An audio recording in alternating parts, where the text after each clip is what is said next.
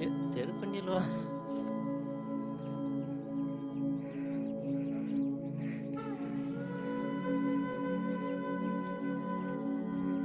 இங்கே தாங்க பொங்கல் நட்சத்திரம் தவம் எறிஞ்ச இடமாட்டம் இருக்குது. இங்கே ஒரு குகை இருக்குது, அதில் போய் பார்ப்போம்.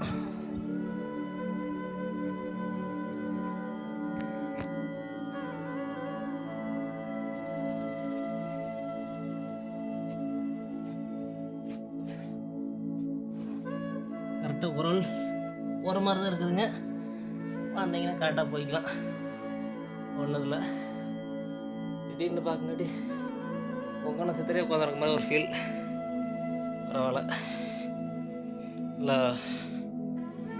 பண்ணியிருக்கிறாங்க.